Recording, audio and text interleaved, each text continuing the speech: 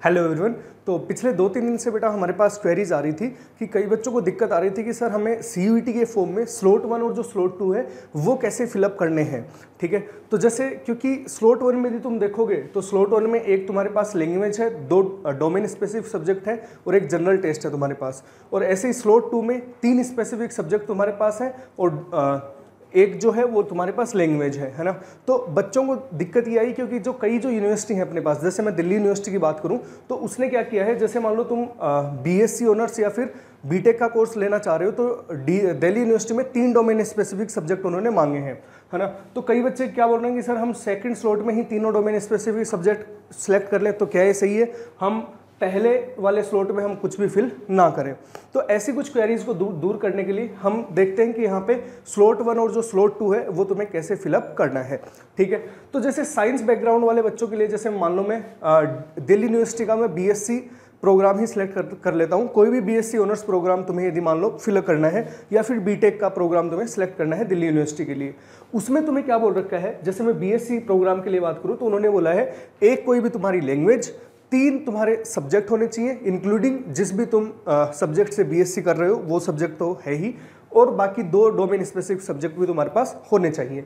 तो उसमें हमें क्या करना है, स्लॉट 1 में हमें क्या सिलेक्ट करना है। स्लॉट 1 में जैसे मान लो तुमने इंग्लिश सिलेक्ट कर ली, स्लॉट 1 जो है सीयूईटी ने बोला है स्लॉट 1 जो है उसमें तुम कोई भी ये जो मतलब कोई भी ये जो डोमेन स्पेसिफिक सब्जेक्ट है इनको तुम यदि दे रहे हो, जैसे मान लो 3 डोमेन स्पेसिफिक सब्जेक्ट है, तो ऐसा नहीं करना है कि तुम फर्स्ट स्लॉट को खाली छोड़ दो, तुम तीनों के तीनों स्लॉट 2 में ही भर दो, वो जो फॉर्म है तुम्हारा गलत हो जाएगा। स्लॉट 1 स्लॉट 2 जो है वो तब तक नहीं भरना है जब तक तुम्हारा स्लॉट 1 जो है वो पूरा फिल ना हो जाए। जैसे मान लो यदि तुम्हें 3 डोमेन स्पेसिफिक सब्जेक्ट फिल करने हैं, तो जैसे मान लो मैं बीएससी मान लो केमिस्ट्री के लिए करूं तो पहले डोमेन स्पेसिफिक सब्जेक्ट में मैंने केमिस्ट्री सेलेक्ट कर लिया और फिर बाद में जैसे मान लो मैंने मैथमेटिक्स सेलेक्ट कर लिया, है ना।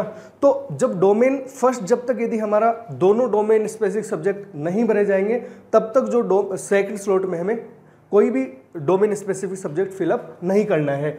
जब दोनों यहाँ पे फिल हो गए, अब यदि तुम्हें थर्ड सब्जेक्ट और चाहिए तब तुम्हें सेकंड स्लॉट में यहाँ पे आना पड़ेगा। ऐसा नहीं कि तुम तीनों डोमेन स्पेसिफिक सब्जेक्ट है वो सेकंड स्लॉट में ही फिलअप कर दो। बच्चों मैं एक और चीज़ और बता दूं, तुम स्लॉट फर्स्ट में वही 2 सब्जेक्ट फिलअप करना जो तुम्हारे जो सब्जेक्ट हैं, मतलब तुम्हें उसमें महारत हासिल हो। ऐसा ना हो कि यहाँ पे तुम कोई ऐसा सब्जेक्ट सेलेक्ट कर दो कि उनमें तुम्हें यूँ लगे कि यार ये सब्जेक्ट तो अपना वीक है। जैसे मान लो तुम्हारा यदि मैथमेटिक्स वीक है तो तुमने मैथमेटिक्स स्लॉट 1 में फिल कर दिया। इसका रीज़न क्या है, क्योंकि कोई भी तुम कॉम्पिटिटिव एग्जाम दे रहे होते हो तो उसमें जो कॉन्फिडेंस है वो तुम्हारा काफ़ी ज़्यादा मैटर करता है। अब तुम्हें पता है तुम्हारा स्लॉट 1 पहले होगा, स्लॉट 2 जो है वो बाद में होगा, सेम ही डे होने वाले हैं। यदि मान लो तुमने मैथमेटिक्स फर्स्ट स्लॉट में सिलेक्ट कर दिया और कहीं मैथमेटिक्स का जो पेपर है वो तुम्हारा खराब हो गया, तो तुम्हारा ऐसा हो सकता है कि जो सेकंड स्लॉट वाला जो डोमेन स्पेसिफिक सब्जेक्ट है उसमें तुम थोड़ा कॉन्फिडेंस है वो लूज कर जाओ कि यार अपना जो स्लॉट 1 है वो तो खराब हो रखा है, तो हो सकता है तुम्हें कॉन्फिडेंस में दिक्कत आ जाए। इसलिए प्रायोरिटी यही देना कि डोमेन स्पेसिफिक सब्जेक्ट स्लॉट 1 में वही फिलअप करना जो तुम्हें सबसे ज़्यादा, मतलब जिनमें तुम्हें कॉन्फिडेंस पूरा है कि हाँ ये सब्जेक्ट तो मैं फोड़ूंगा बिल्कुल। ठीक है, अब यदि तुम्हें जनरल टेस्ट देना है तो यस कर दो। जैसे बीटेक वालों के लिए जनरल टेस्ट डीयू में बोल रखा है तो बीटेक वाले यस कर देंगे, वरना फिर बीएससी प्रोग्राम वालों के लिए जनरल टेस्ट कंपलसरी नहीं है तो यहाँ पे नो कर दिया। ठीक है, तो कहने की बात यह है स्लॉट 1 यदि तुम भर लो, पूरा फिलअप कर लो, उसके बाद ही स्लॉट सेकंड में जाना है। यूँ नहीं है कि तुम डायरेक्ट स्लॉट 1 में तुमने देखा कि यार स्लॉट 1 तो अपन खाली छोड़ देते क्योंकि जो फीस है वो स्लॉट 1 और स्लॉट 2 की अलग अलग है ना। तो फीस बचाने के चक्कर में तुमने कर दिया कि फर्स्ट स्लॉट है वो खाली छोड़ दो, अपन तो सब कुछ है वो सेकंड स्लॉट में भर देते हैं। ऐसा नहीं करना है। अब जैसे मान लो तुम्हें एक ही लैंग्वेज चाहिए थी तो इंग्लिश जो है तुमने पहले ही फर्स्ट स्लॉट में जो फिलअप कर दिया है। अब तुम्हें कोई लैंग्वेज नहीं चाहिए तो यहाँ पे नोट अप्लीकेबल जो है वो यहाँ पे तुम टिक कर दोगे जो सेकंड स्लॉट में। और यदि तुम्हें कोई एक्स्ट्रा एक और लैंग्वेज सेलेक्ट करनी है तो यहाँ पे तुम एक और लैंग्वेज भी सिलेक्ट कर सकते हो। अब जैसे मान लो तुम्हें एक और डोमेन स्पेसिफिक सब्जेक्ट चाहिए, क्योंकि जैसे मान लो केमिस्ट्री और मैथमेटिक्स हो गया, तुम्हें एक और डोमेन स्पेसिफिक सब्जेक्ट चाहिए। तो जैसे मान लो तुमने कोई भी, जैसे मान लो फिजिक्स सेलेक्ट कर लूँ मैं, तो ये मान लो तुमने फिजिक्स सेलेक्ट इसमें कर लिया, ठीक है। बाकी सब में नॉट एप्लीकेबल कर लो, जिसमें भी नहीं भरना है तुम्हें, जिसमें भी तुम्हें कोई भी फिल नहीं करना है उसमें तुम नॉट एप्लीकेबल, जो लास्ट में जो ऑप्शन आ रहा है वहाँ पे तुम क्लिक कर दोगे, ठीक है।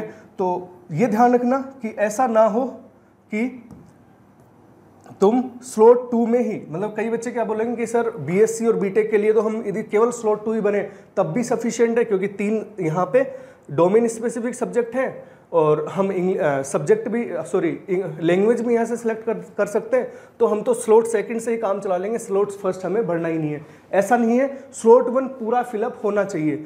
यदि तुम्हें 3 या 3 से ज़्यादा डोमेन स्पेसिफिक सब्जेक्ट देने हैं तो 2 डोमेन स्पेसिफिक सब्जेक्ट तुम्हें पहले यहाँ पे भरने ही होंगे, उसके बाद जितने भी जो डोमेन स्पेसिफिक सब्जेक्ट है तुम सेकंड स्लॉट में भरोगे, ठीक है। तो आई थिंक स्लॉट कैसे फिलअप करने हैं ये तुम्हें समझ में आ गया होगा। और आगे की जो भी क्वेरीज हैं, है ना, जो भी तुम्हें क्वेरीज हैं वो कमेंट बॉक्स में कमेंट करके पूछ सकते हो, और आगे जो भी अपडेट होंगी सीयूईटी की रिगार्डिंग वो तुम्हें इस चैनल पे मिलती रहेंगी। तो स्टे कनेक्टेड और इस चैनल को सब्सक्राइब कर लो सीयूईटी के और इन्फॉर्मेशन के लिए।